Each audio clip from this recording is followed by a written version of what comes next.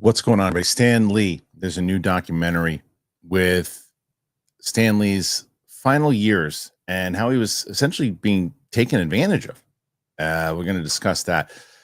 Jeff Snyder broke the news about Sadie Sink being in the MCU and X-Men for, I don't know, it must have been months ago.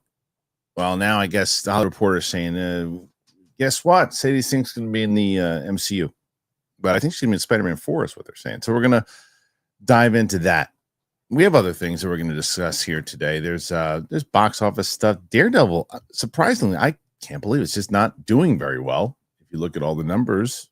But that is concerning for Marvel. What does it mean? So I started the show at 2 o'clock on the dot. Why? Because Brett Sheridan was supposed to be here at 1:55. Still not necessarily in the room right now. He's here. There's just a black screen. I'm going to read his text. I'm sure it's him. I can't get the camera to work. Perfect. So maybe he should have been here 15 minutes earlier. Either way, we're going to do a show. So let's start with the credits. Is that how it works? Let's see how long. Brett's pretty tech savvy. So maybe by the time we get back, we'll have something. I don't know. Mustard. Sure, let's do it.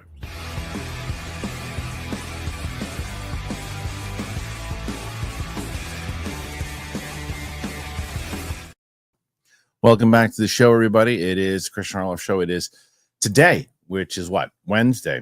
I wasn't even sure if I was going to do a show today. But because sometimes Wednesdays I like to take the day off if I don't have a guest lined up or anything, and I didn't. But Brett last night said, hey, I can do the show with you tomorrow. You want to do it? I said, yeah, man, let's do it. So fast forward to 2:02 p.m. His camera doesn't work. Perfect. He's destined to not be on this show ever again. But we'll find out soon. So I might as well just read this story. I posted something for members today, and it was the watch along for Spider-Man 2, Tobey Maguire one. So if you guys are already members for that, you can check it out. We're going to see if we can beat Roxy and Mike's record yesterday. I think it was like, what the hell, how many was it? I think I set it up top. I think it's like 80 something. I'll tell you in a minute.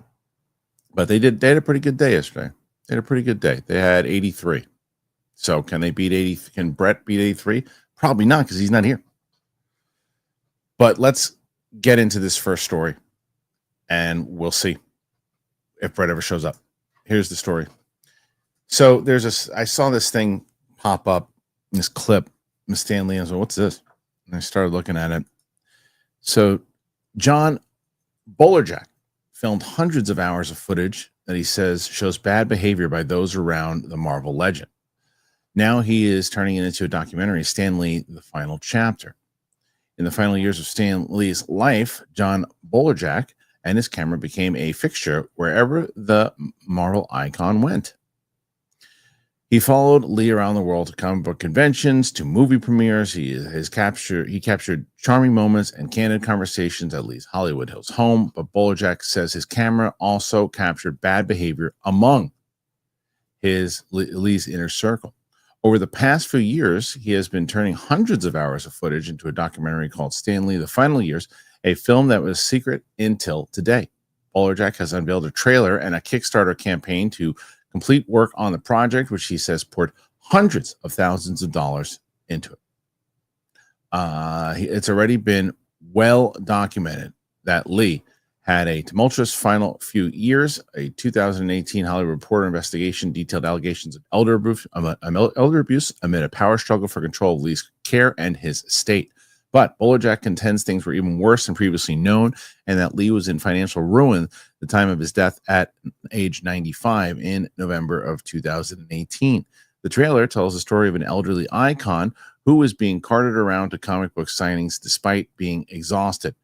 Though the trailer doesn't name the people shown in the footage, one is Max Anderson, Lee's former road manager, who figured into the Hollywood Reporter investigation and has previously denied any wrongdoing regarding his work with Lee. Bolerjack, a comic book fanatic who studied documentaries at film school, met Lee a decade ago through a mutual friend to pitch Lee on making a reality show. Lee agreed, and soon Bolerjack became part of the comic book creator's entourage. But it became apparent that Lee's demanding schedule, traveling to conventions, and spending hours signing autographs was taking its toll. Bolerjack says he tried to help out how he could and acknowledges he broke the cardinal rule of documentary filmmaking by growing close to his subject. I grew to look at him as a friend, as family, and I really wanted to be there to advocate for him, Bolerjack said, adding that he attempted to lessen the workload for Lee and advocated for more breaks. I was doing the best I could. Lee had a carefully crafted public persona as the eternally upbeat pitchman for all things Marvel and comics, so it feels surprising that he would have been happy with low points in his life being part of a documentary. But Bolerjack says that Lee did give his blessing and knew the reality show would instead become a doc. I spoke to him about this at length, even toward the very end of his life. A lot of things have happened to him, but I didn't get the sense that he felt shame about it, Bolerjack said. I think he wanted it out there, that sort of warning. All right, that's it. So, you hear all that, and I got to ask, what do you think, Brett? Oh, my God. That was whoa. the best day ever, Kristian. What is happening? I Let's see if I turn that down. How's that? Is that better? Much better. Oh my goodness. I can't get my camera to be, look at this horrible. You still sound like you're at the Hollywood Bowl. Hey man, it's okay. Yeah, it's one of those days, man. What? Yes, you're loud, but hey, look, are you at home? No, I'm at the studio. I'm usually a tighter shot. I don't understand the echo. I don't know. I've done this before and it's worked. I just don't know. Yeah. Why don't you pop me off and then I'll come back. You can do it yourself. You don't need me. Still remove. I don't even know how to do anything, man. Perfect. I got some big announcements as soon as I get this thing to work. Oh, I can't wait to hear it. Perfect. All right. Just you gotta drop out of the studio and then come back. Still hear me. Just leave. Just get out of here. There he goes. That's perfect. Just perfect. So unplug and plug back in. This is sad. This is real sad because I mean, look, there's two parts of this for me. The first part is what I just said. It's very sad, and you get angry, right? Because this is Stan Lee. Who wants to see Stan Lee get taken advantage of? And there were these reports years and years ago. I remember them. I don't remember where we talked about it, Movie Talk or Collider Live, whatever it was. I remember us talking about it somewhere. That's the first part. The second part is, thank God they filmed it. Now, as they stated, and other people stated in the articles, it's alleged right now, right? Because the thing that you're going to have to make up your mind for is to see what happens through the footage of this documentary of, well, wait a minute, this, because you could interpret it, oh, wait, maybe it isn't that bad. I'm leaning on the side of, this is pretty bad. I'm leaning on the side of this is going to be people exposed here that, guys, in the small clip that I saw, the guy's 95 years old, and they're just like, they're treating him like he's like a, 30-year-old man, like, okay, here we go, we're going to sign. It's like, I don't know. And then I saw another part of the footage, I guess, to where Stan's walking through and somebody kind of yells at him and says, hey, look out. But it didn't look like it was part of his crew that was yelling at him. It looked like it was some stupid ass fan that was yelling at him. But either way, this is gonna piss you off when you watch it. There's no doubt about it. This is gonna piss you off. But I'm glad they're making it. I'm glad that if people did take advantage of them, that they're gonna get exposed. And I'm glad that it's going to be out there for people to see. So that being said, a real bummer that even went down at all. I don't like it. Brett, what do you think? Good. You feel the same way? Okay. Who would have thought that Mike Kalinowski would have better technology than Brett Sheridan? Brett looked good. It looked good, but that's about it. That is about it, guys. So the other thing that I think that we all need to know is what the hell happened? What is happening with Daredevil, by the way? We'll talk about that next. Because I'm going to be also honest with you. I don't know how long the show's going to last today. We're going to have Brett on. Brett was supposed to be on, but I'm going to obviously get to everybody's questions today.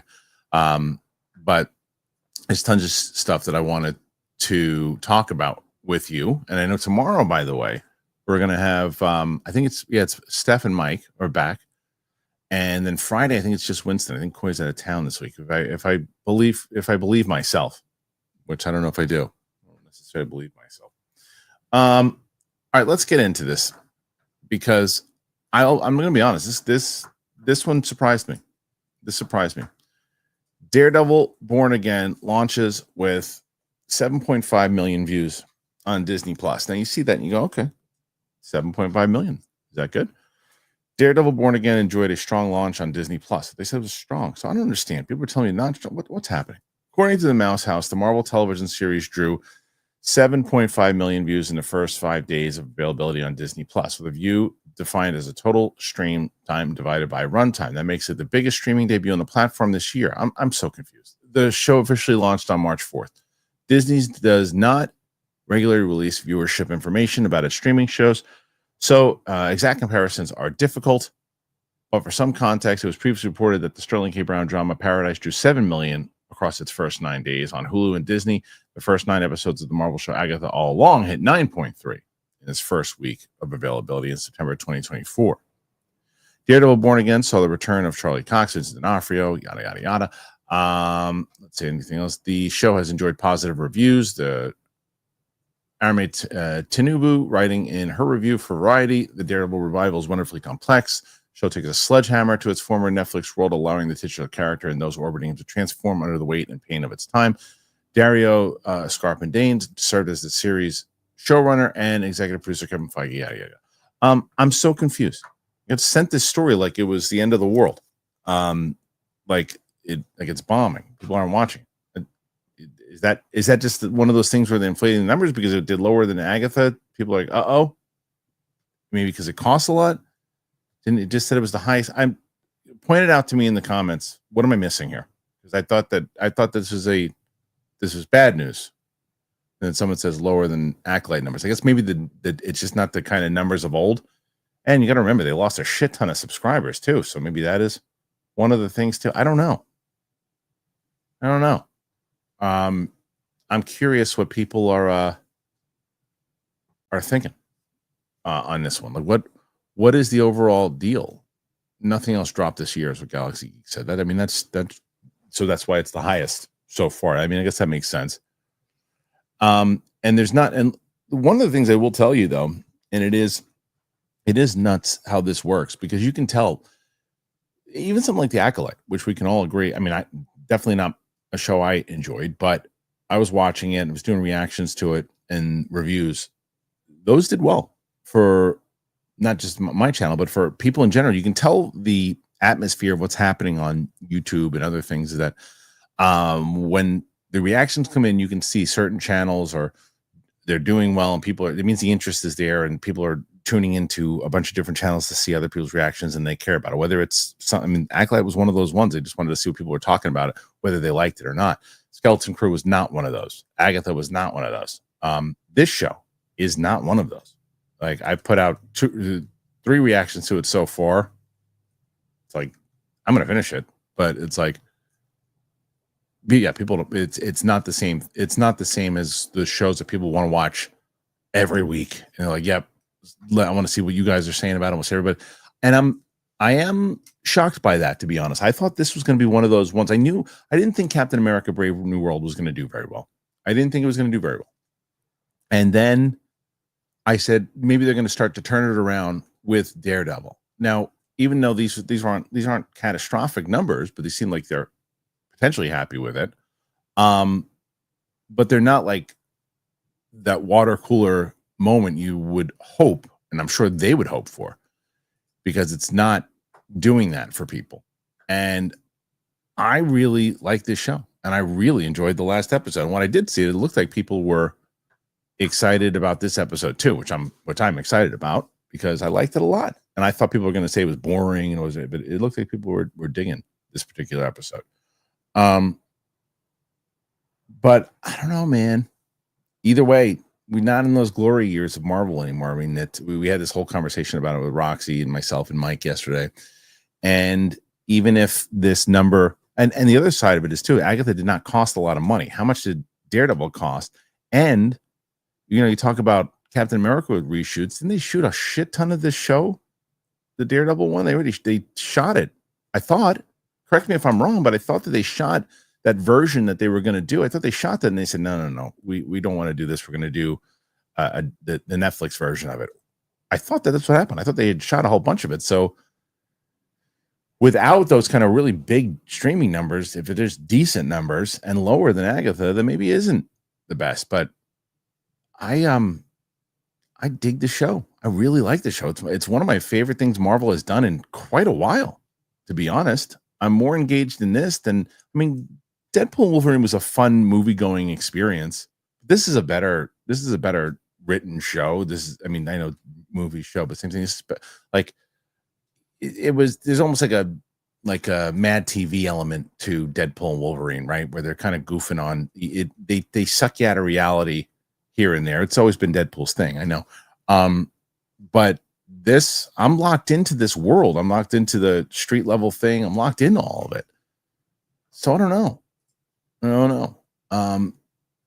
Perfect. Brett can't get the camera to work. We had him for 2 seconds, so I didn't necessarily lie that he was going to be on. He was on, but he was gone before we could even recapture the glory with Brett. But I'm locked into the show, man. I'm really locked into it. All right, so here's what we're going to do. I'm going to tell you guys real quick about some sponsors that we have. And then I'm going to come back. We're going to do like 2 or 3 more stories. I'm going to get to your questions, and it'll probably be a shorter show today because it's me, just me.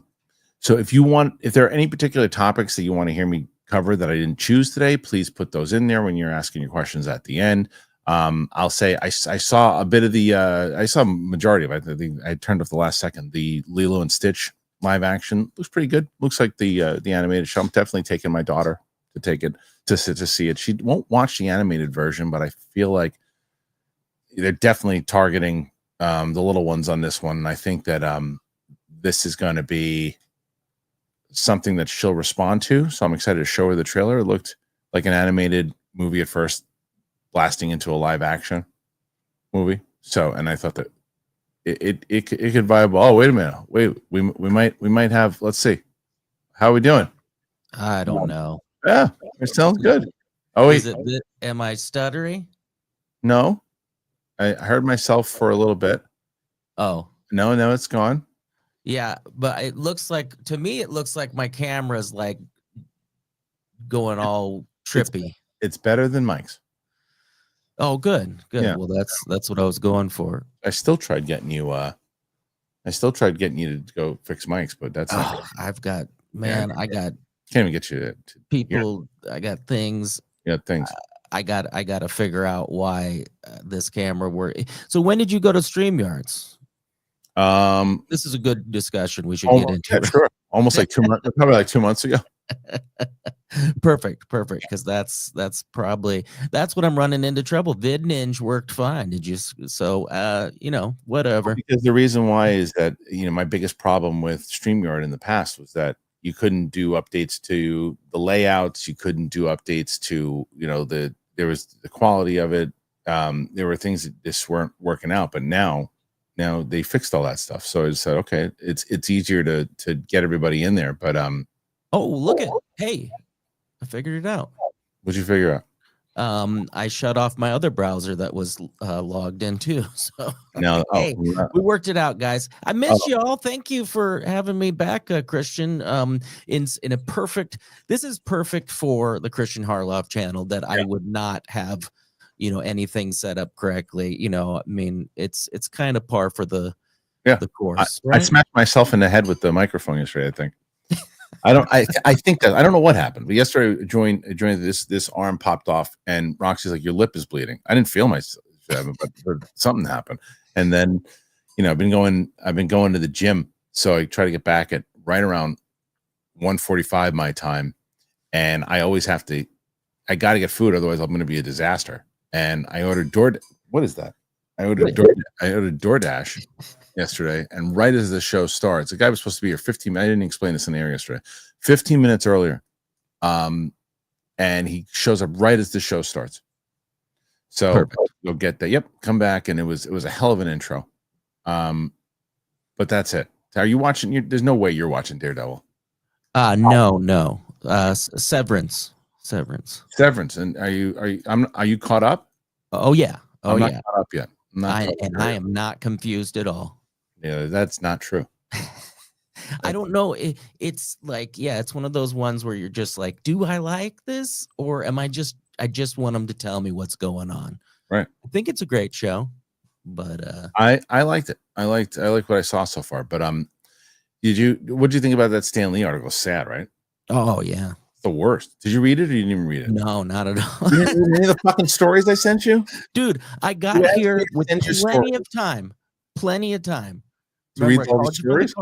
I had 15 minutes ahead of time. I was like, I'll plug this thing in, and then I messed around with it. So, don't talk about that article.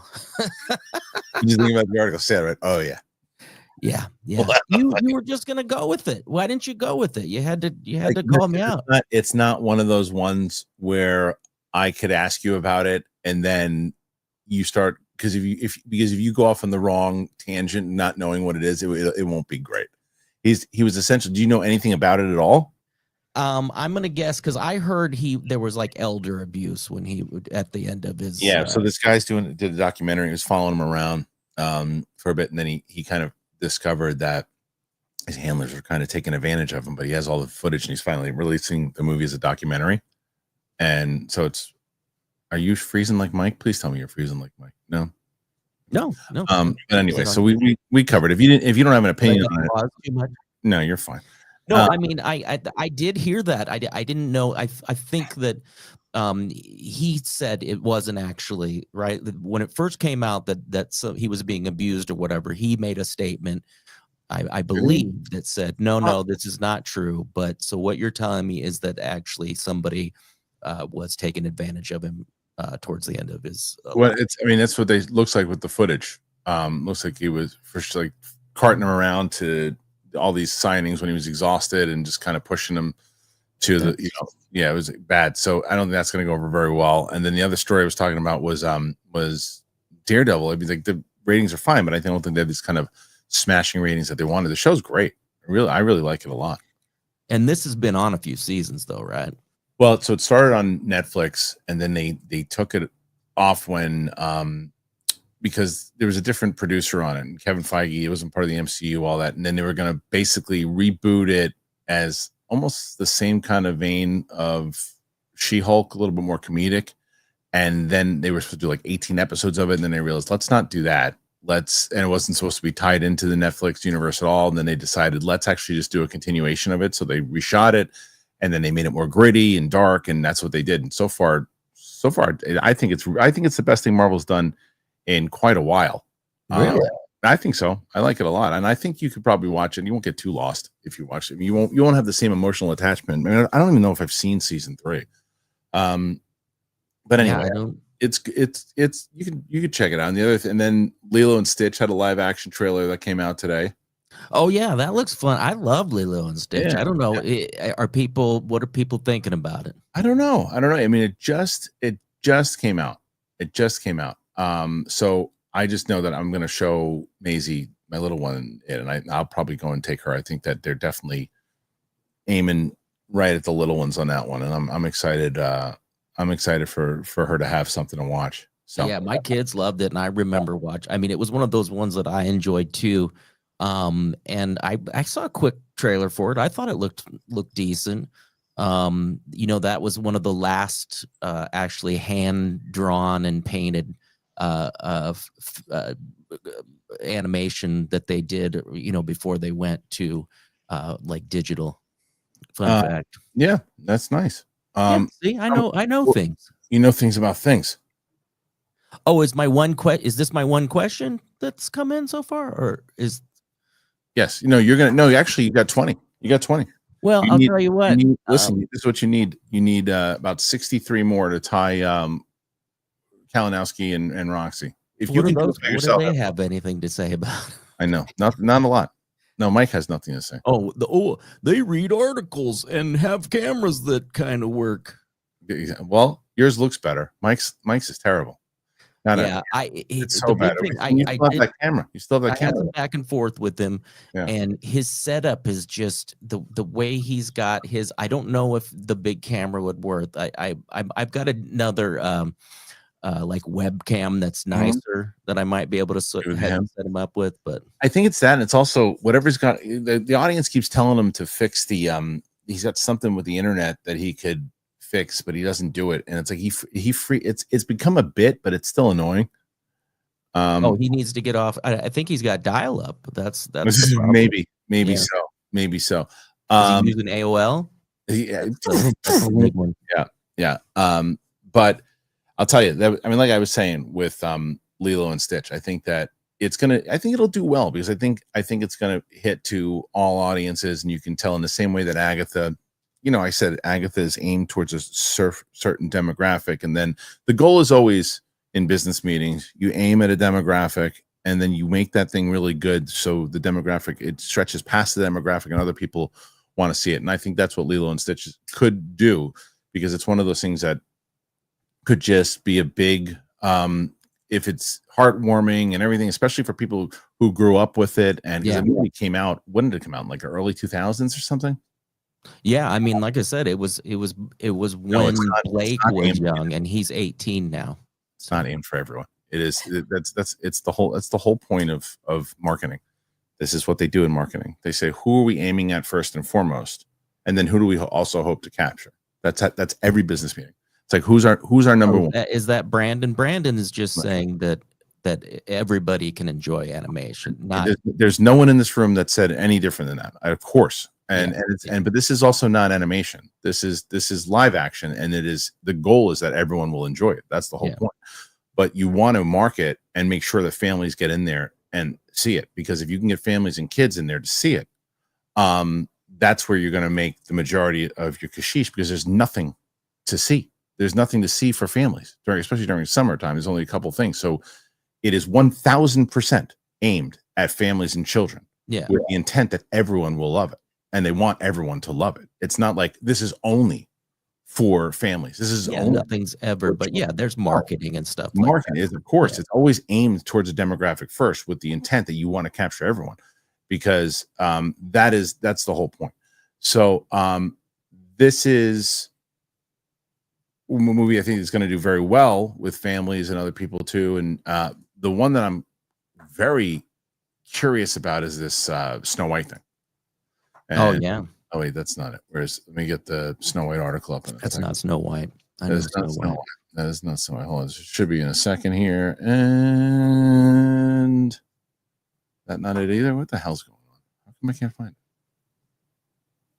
That's not it either, Brett. See? All right, let me find it. Hold on. Find the article. Hold on, Brett. Hold on. We'll find it. There it is. You're ruining this. I ruined the whole thing. I ruined the whole thing. Everything about it. Okay. So Rachel Zegler's Snow White is tracking for a $53 million box office opening. It's not really the story I wanted to talk about, but we'll do it anyway. They're saying that this movie's going to track at 53, which Cinderella tracked at a little bit less than that. So, but at this one costs like $200 million. Where is it? It's right around here. There it is. All right. Disney scales back the Snow White. That's not it either. Where the hell is this fucking article?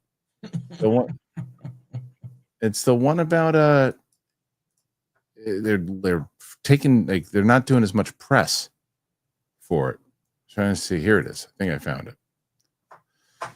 No, is that the one? No, I'm losing my mind here, Brett. I'm glad that you're on the show today, because everything's going great. Now I got it. I bring the magic. You bring the magic. Okay, I finally found this stupid thing. All right, here it is. This is it. This is the article I wanted to tell you guys about. I have it. I'm ready. And scene. Okay. Disney is not going to allow press at Snow White premiere following Rachel Zegler and Gal Gadot controversies. Perhaps unsurprisingly, after the past few weeks, Disney has decided that Snow White won't receive a traditional premiere, with the press no longer set to be a part of the usual splashy red carpet event. Disney's Snow White remake arrives in theaters a little over a week from now, but the movie won't receive the typical red carpet treatment. According to Variety, while there will be a pre-party and screening at the El Capitan Theater with Rachel Zegler and Gal Gadot, no members of the press have been invited to attend the premiere. That means there's no interviews. And perhaps, most importantly for Disney, no awkward questions. It sounds like, where was I? I missed something there? Yep. Instead, the plan is coverage to be limited to photographers and a house crew. It sounds like this surprising change comes as a result of the controversy surrounding Snow White. For starters, there's the fact that a Latina actress is playing the title character, a decision that faced backlash from the start. Ziegler, who obviously didn't deserve any of the racist abuse she suffered, failed to win over fans by calling the 1937 animated movie dated before comparing Prince Charming to a stalker. Game of Thrones star Peter Dinklage also called out Disney for telling the story of Snow White and the Seven Dwarfs, promptly the House of Mouse to replace them with a group of bandits deemed politically correct by online reports. More backlash followed, and Disney changed course during extensive reshoots meant to bring the movie more in line with the original cartoon. As a result, the Seven Dwarfs have returned and are now CGI. The controversies also extend to the evil queen actress Gal Gadot. While Zegler has promoted Free Palestine on social media, her Israeli co-star has become an outspoken supporter of her home country. It's a tricky, divisive issue, and one many press would likely ask her about. Back to Zegler, and it wasn't that long that she was forced to apologize after making remarks about the American people's decision to re-elect Donald Trump as president. That presumably means no press junket either, though Disney has still promoted Snow White, Zegler, and Gadot presented together at the Oscars, while the cast and director Mark Webb have made a handful of appearances overseas. The Snow White actress was also a guest in this past Monday's Good Morning America show, which airs on the Disney-owned ABC network. What's going to be most interesting is how Snow White performs with critics and at the box office. In the former case, there's no word on an embargo, but we'd bet on it being very close to the movie's release date. Snow White is a live-action musical, yada, yada, yada. Okay, now how many of these? Did they say yada, yada, yada? They did. There was a friend of mine named Yada. I actually I have a friend named Yada, Yara, Yara Martinez, and my friend named Mark Yadaseria, which we call him Yada also. So I have both. And then there's Yaddle. And then there's, yes, Yaddle and Yodelini. Yodelini. You know, links. You'll load of links. Don't hold my links before it stinks. Stink. What's the stink, baby? Stinkalaroo. Yeah. Did you miss Big Balls? Oh, yeah. You did? You want to ask him a question? Yeah. So, what do you think I was up to this whole time, Big Balls? You didn't text me? You didn't call? Oh, no. I'm bored with you. You're bored. Died? Hi. Oh, there he is. Look at me. Oh, you're looking the other way. Turn. Nope. Wrong way. Nope. Still going That the way? wrong way. Nope. Absolutely wrong. What? Nope. I'm looking right at him. Nope. You're not. Keep going. There you go. Hi. That's the wrong way. Is that the way it looks to you? Yes. Oh, good. Well, then my Yeah. camera is mirrored a different way. Scratch my honey. Oh, look at, geez, man. Oh, that's right. Man, that's some fruit. That's right. He's got Fruits some of the fruit Dudes. in those baskets. Fruits of the dudes, like a rotten apple from Snow White. Anyway, Snow White. Here, maybe if I my camera was mirrored wrong. No. It happens to everybody. So what do you say about this? You think that this is going to be something like? I think that it's been long enough since this happened that I think that, I think a lot of people have forgot about, and she did make a, statement about it and and apologized for what she said or something. I mean, there was some sort of, am I correct? Yeah, well, she came back and said something afterwards because there's all this big pushback.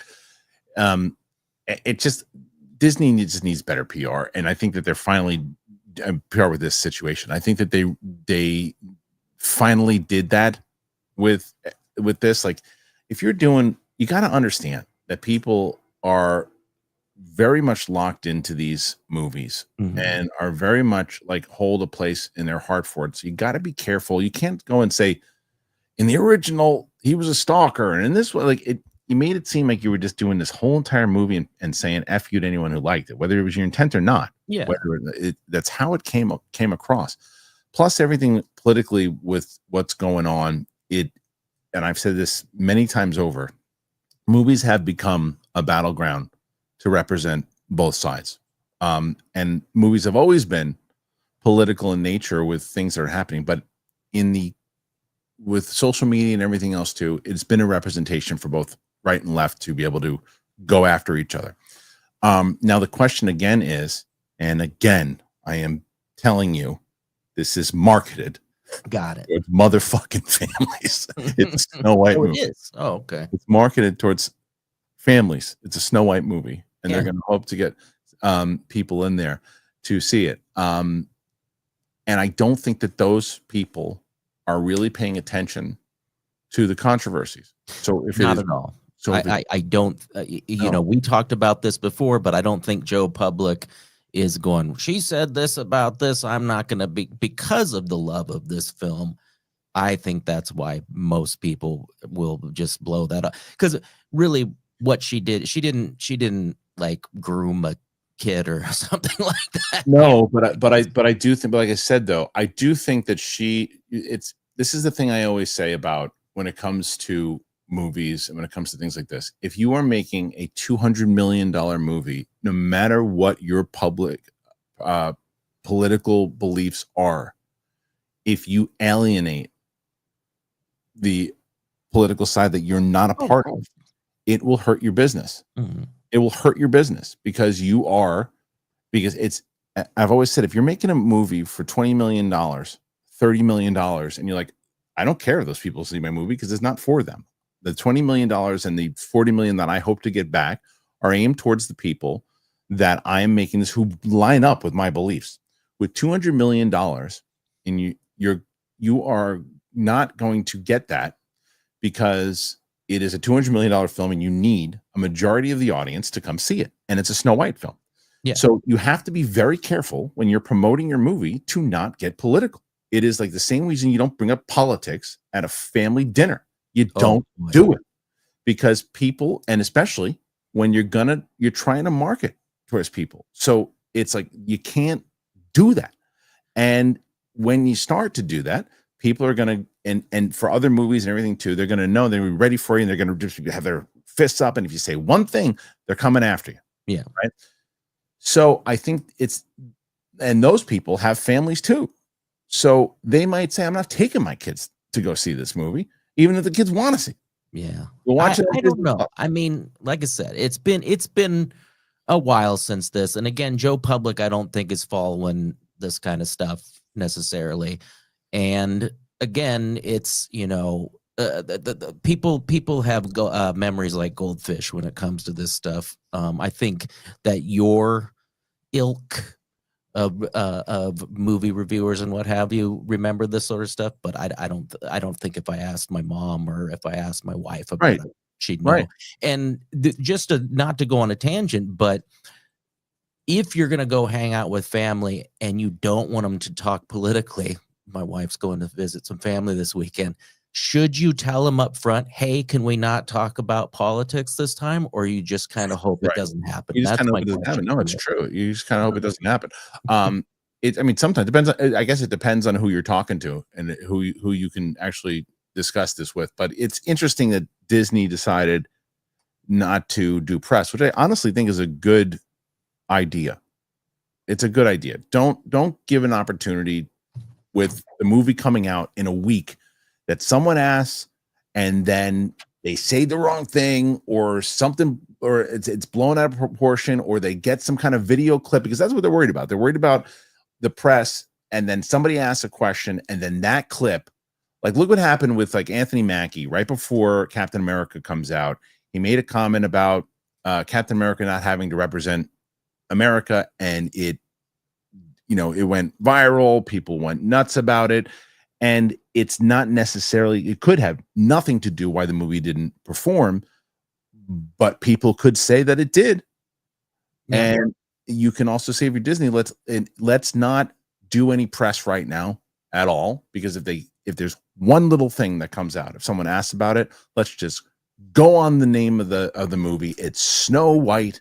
Let's put Snow White out there and let's go. I'll tell you, I love Peter Dinklage. I think Peter Dinklage did a disservice to a lot of people, because I think that Peter Dinklage gets to work because he's an incredible actor, right? Yeah. He's an incredible actor, and he's so good, and he gets a lot of opportunities that other little people don't get.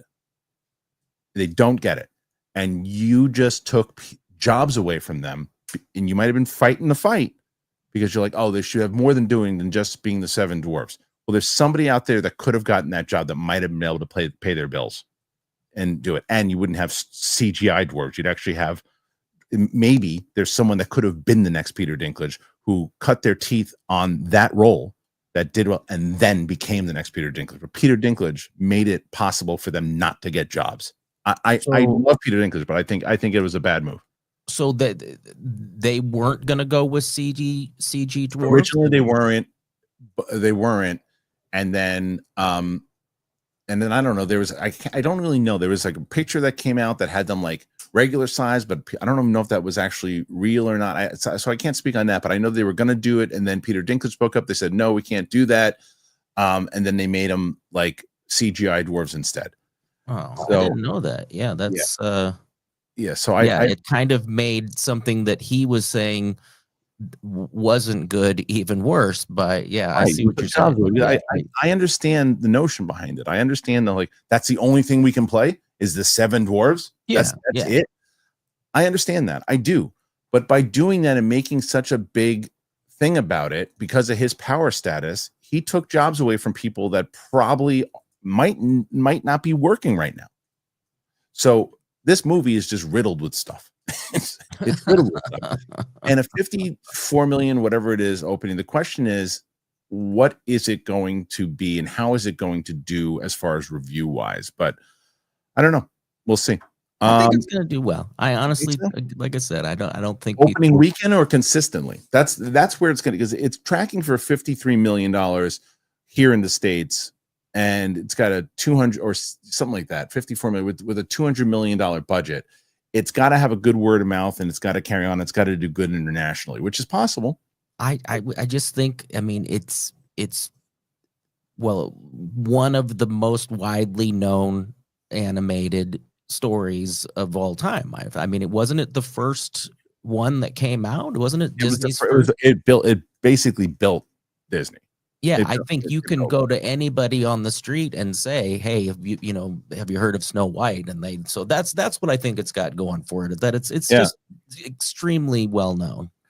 I definitely, but I just think that it's like, I don't know. I think it's got a lot.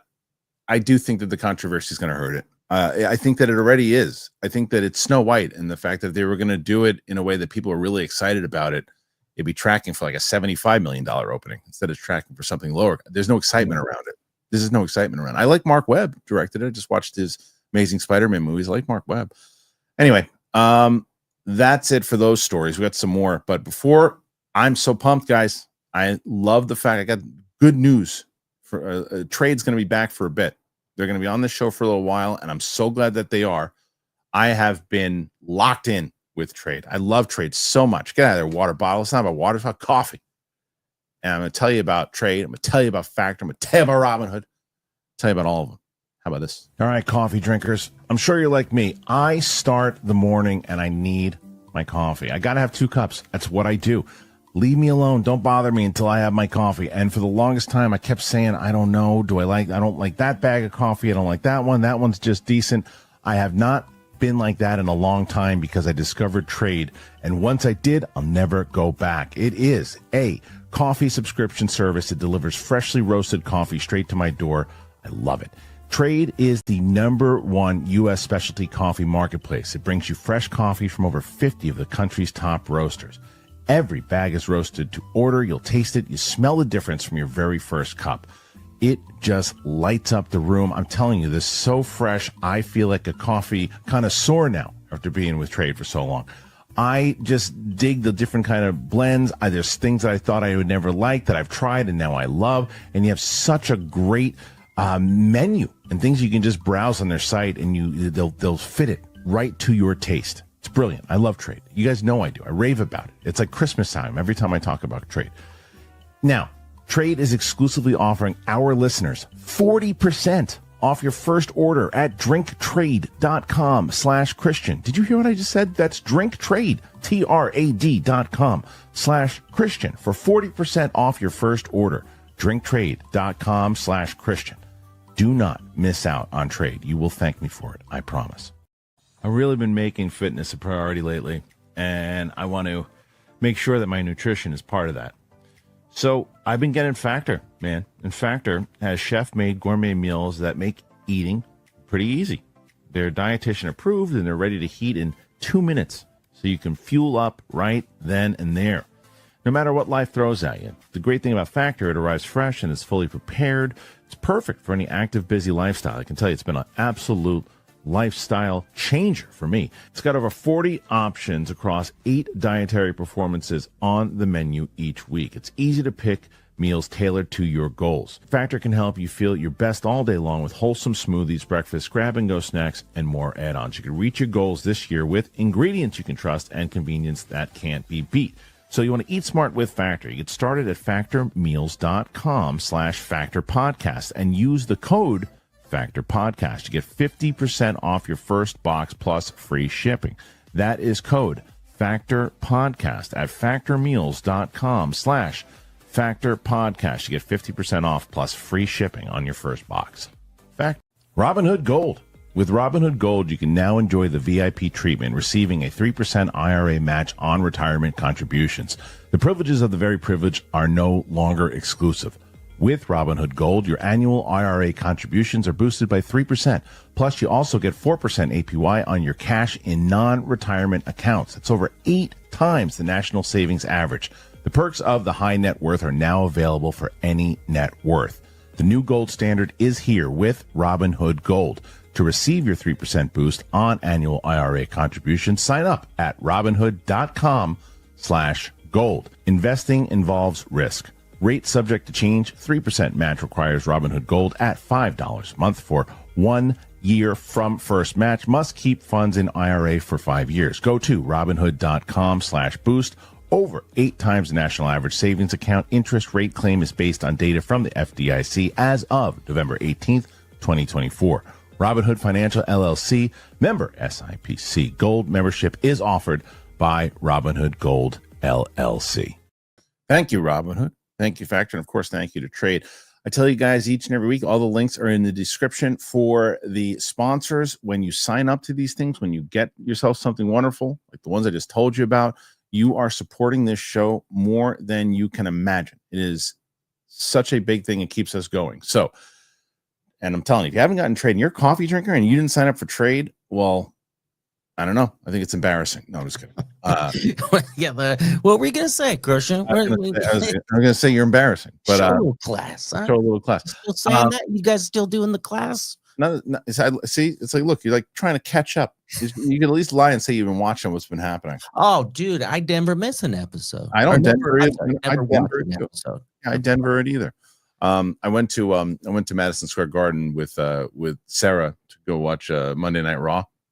They had a wrestler on, Karrion Kross, who's a great guy, and he got us tickets, and they were amazing seats. It was the best thing going because Sarah's not a wrestling fan. He's never been to a wrestling event in his life, but he went because he's a big he loves Karrion Kross.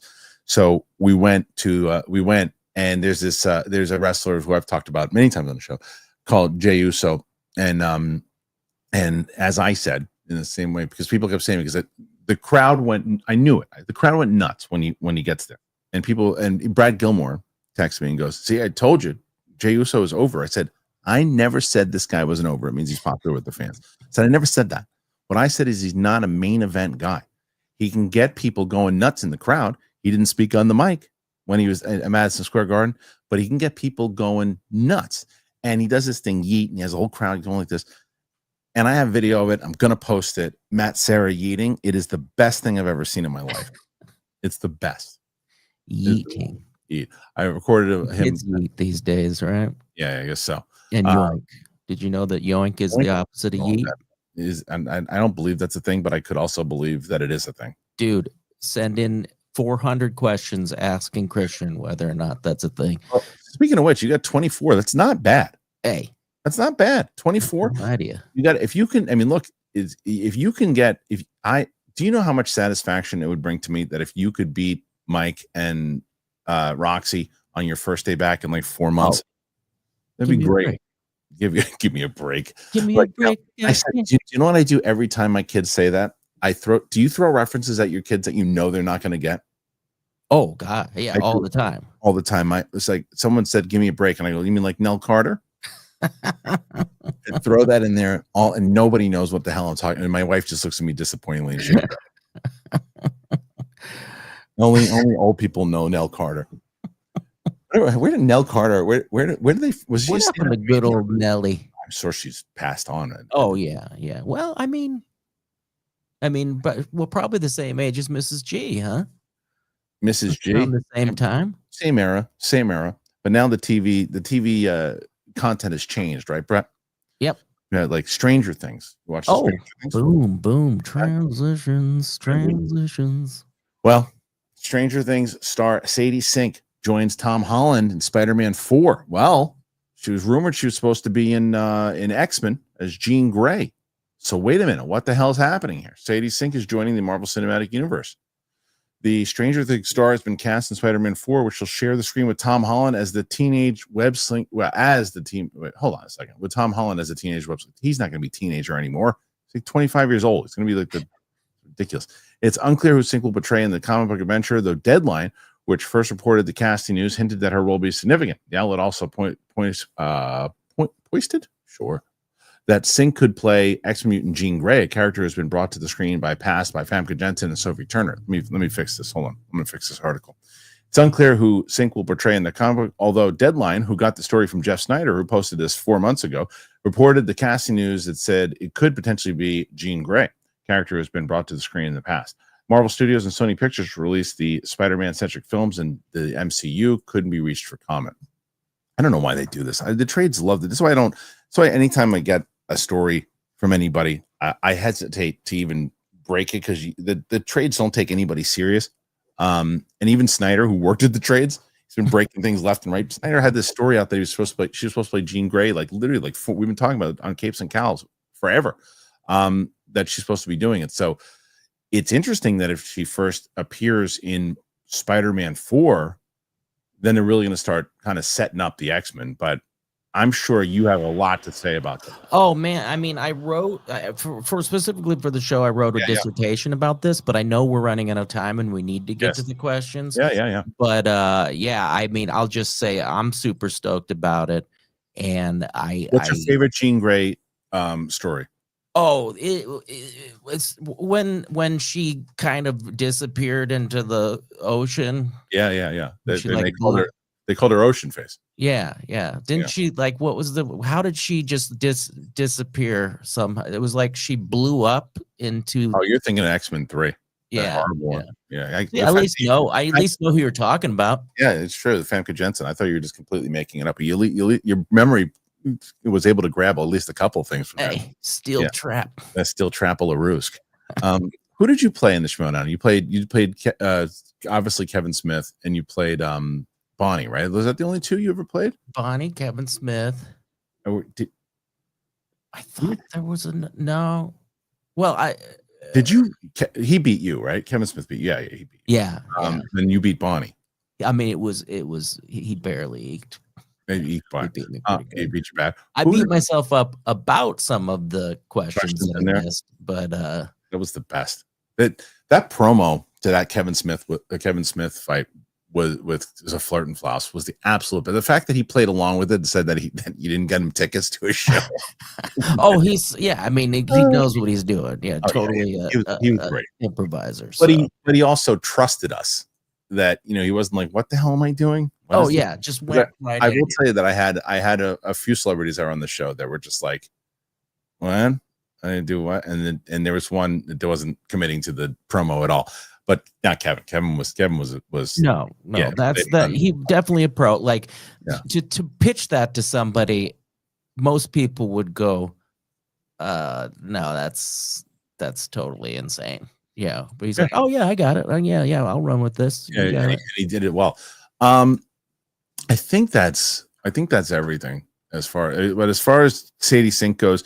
It does show where they're going to go if she indeed does get cast as Jean Grey, which I love the casting. If that is indeed where they go, I think that age range, because when they finally make X-Men, she'll probably be like 24 or something along those lines.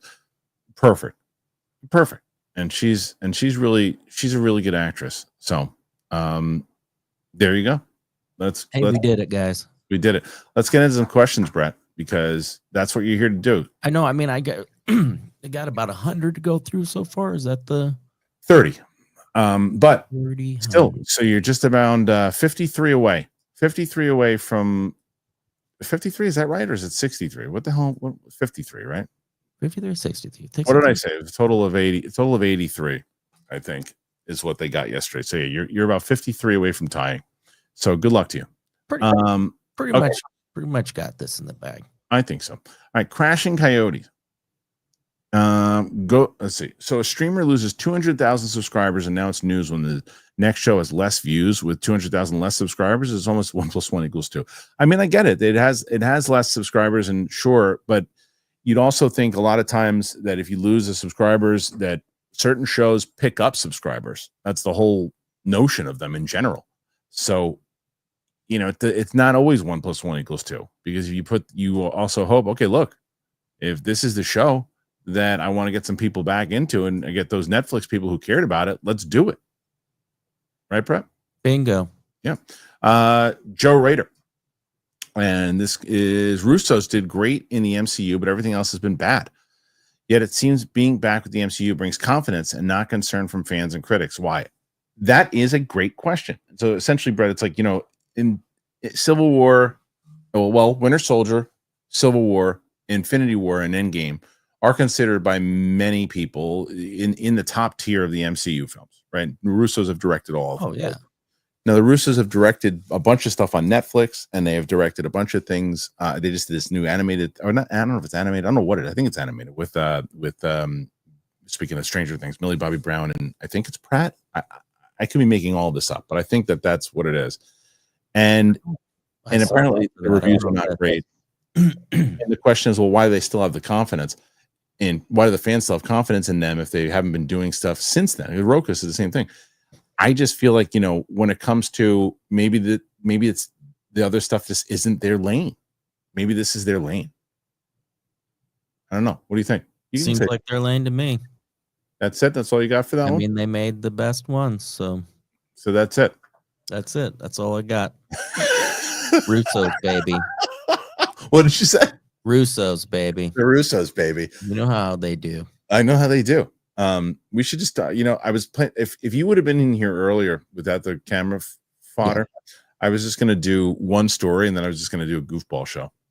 But I guess we can't. But the people want my input on. Yeah, they want to know what you're talking about. And when you come in on Wednesdays, if you decide you are going to start coming in on Wednesdays, I think that we're just going to do questions from the fans and just fuck around. Yeah, just go for it. You're worthless when it comes. I know how to get the camera to work this time. Yeah. No, did you hear what I just said? Yeah, we'll just fuck around. No, you missed the last part. I said you're worthless when it comes to movie news. Oh no. I I resent that you even say that. I am probably the best. Listen, Kristian, I pretty much am sure that I did not watch a single film last year. Not one? Not one. We only watched television shows. I don't know what this paradigm shift in my household, but big news in the Sheridan household. You didn't watch the Bob Dylan movie? Didn't watch the Bob Dylan movie. I figured you would love that movie. No, I don't know what it is. It's just like we can't commit to it. Yeah, just the I'm getting old, and it's like I'm just gonna go to bed.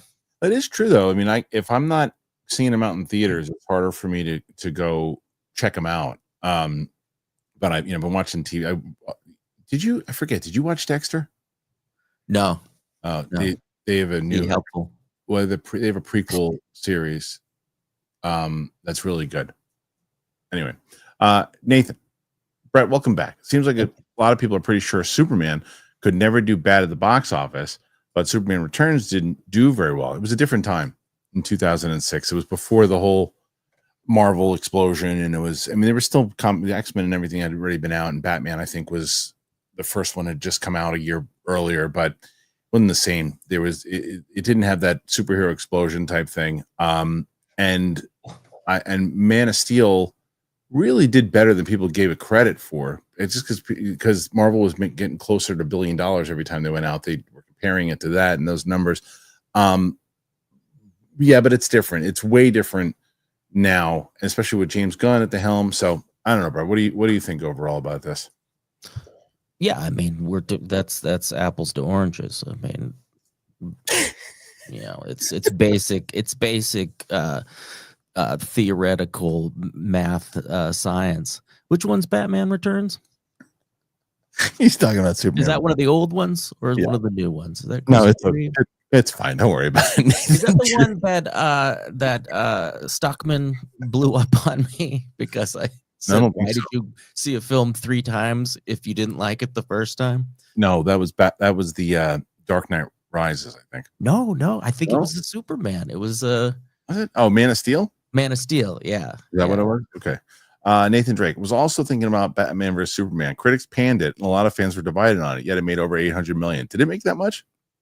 Very well could have. But yeah, I mean, I don't know. It's the box office is going to be a huge conversation for that movie when it comes out in July. And we have one of our members, Go Pal. Hey. I hope Brett's technical issues worked themselves out. They did. I knew Brett would get it. If it was Mike, I'd say we're not going to see him until next week. But Brett, I knew would be able to. None of these people live near me. That's the crazy thing. It's like everybody lives 45 minutes away from me in either direction, so it's hard to get to their house. Do you know that Brett calls me for technical support all the time? He called me yesterday for it. Most ridiculous. How's Winston's looking? Winston's is probably better, right? Or no? He's better lighting. He's getting it.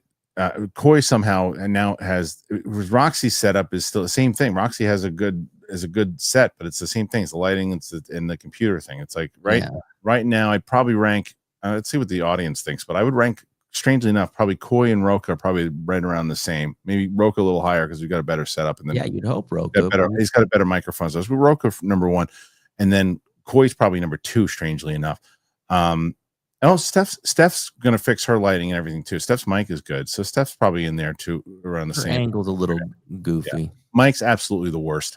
I mean, there's no doubting it. Mike's absolutely the worst. I think that if they fix some of the stuff with Winston's lighting, we'll get it. That's shooting on an iPhone 4 with dial-up. Maybe it's pretty bad. Go Pal. I like Brett's car building show too. Oh, thank you. There you go. Yeah, that was a lot of fun. So what Brett never does, and I'll tell you guys to do it now. Make sure that you guys go over to the other channel, the studio that he's in right now. Above Board TV. Above Board TV. Give him the big plug. Above Board TV. If you want to check those out, those were called Middle-Aged Wasteland. There were 4 of them, and it was about my buddy and I building a kind of what you would call it a post-apocalyptic Mad Max kind of vehicle in the middle of South Dakota, and all the comedy that ensued. I'm on a podcast here called Everything's a Game every Wednesday. A new one drops or just dropped a few minutes ago. So after this, check it out. And you didn't give enough opinions to plug that long. Oh, I didn't give enough opinions. Oh, okay. I'll do it for the next one. Yes, do it for the next one. All right, Simon section. Brett, I missed you, man. I missed your anaconda snake. Okay, that came out wrong. I meant your impression of Angelina's dad. Would pay real money to see you do a karaoke song of Jane's Child. I don't want to fall in love. Did you ever do it? Do you do Jane's Child? I don't know who Jane Child's. Is that the singer of that song? I don't know, but I guess so. So you don't know who that is. So maybe I because you don't know who it is. I definitely paid. The song sounds familiar. Okay. Well, thank you for that. And now we have to get Brett to do that. Go Pal. Rewatched some of Undeclared recently. I forgot Amy Poehler was on it, and Jenna Fisher shows up once. I didn't know she was on that either. I like Amy Poehler a lot. She's great. Oh yeah. Great this one, Corn Emperor, Brett. There you go. Thank you. Screaming at Brett. Go Pal. Brett's got the Abbey Road reverb going on. He certainly did. He fixed it though. Oh yeah. He fixed it. And Go Pal finishes and says, also, I forgot how much of a crush I had on Kate Town, Robert Town's daughter, and Charlie Hunnam's then wife during Undeclared guests in one episode. GoPal, I don't know how you find the time, dude. GoPal has like, I said this yesterday. GoPal would have been amazing on the Schmodown. Would have been so good. Simon Section, part 2, but Anaconda style. But this time you replace the word knife with the word snake, the chorus version. Also, forgive me, Kristian, I don't want to sound fisky. How are your relatives in Nebraska doing? I don't have me. Oh, sound frisky with me, but everybody's doing well. I don't ever. I mean, there was a little snowing in Nebraska. That's Mom was trapped in the house for a few days, but all good. Okay, everybody's safe. Yeah. Oh yeah, oh yeah. Armada. Brett came in from the Phantom Zone. Brett's approaching 40 questions here. There you go. Look at that, Brett. I hope Brett is in the new Anaconda movie. Do you know that they're remaking it? Oh, you're kidding me. No, they are. They're remaking an Anaconda movie, I swear. Wouldn't that be great if I could just have one line? Yeah, it'll be amazing. Get the best people on that one. Armada.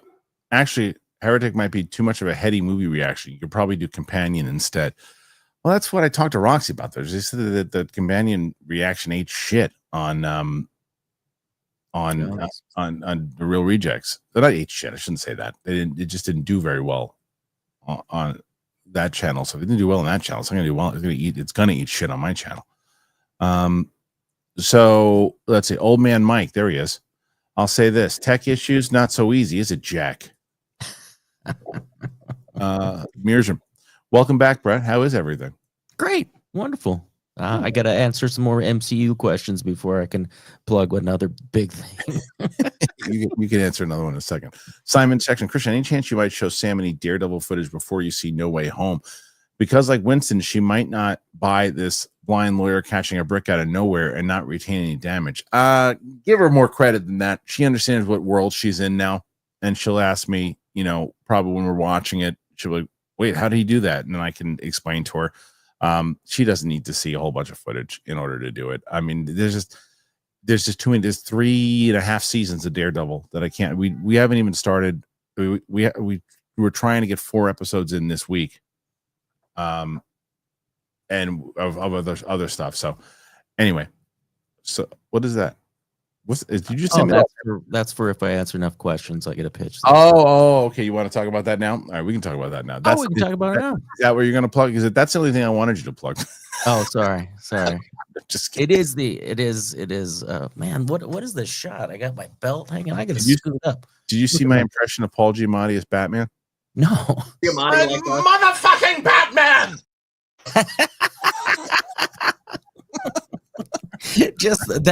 That's all you need. That's it. Just that one line. That's perfect. That's it. This is stupid. All right, here we go. This is play it again. You want to play it again? I'll play it again in a second. But hold on. Well, before we do that, let's do this. All right, go ahead. Tell us what do you got here? So in 2009, I started a YouTube channel, never used it. But ladies and gentlemen, the Brett Sheridan channel is going to be coming at you full force. Little hint of what's going to be going on in the background. One of the main shows I'm going to be starting is reviewing old albums that my wife wants me to get rid of, but I don't want to. Also going to be talking some of my old retro equipment that I also don't want to sell.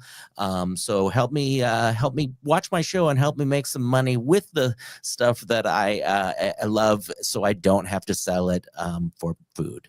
Is there a link for the channel yet? Yes, I should probably send that to you. Should put that in the comments. I still don't have a banner. Like I created my emails. You know how ambitious I am about this, Kristian, and how stoked I am.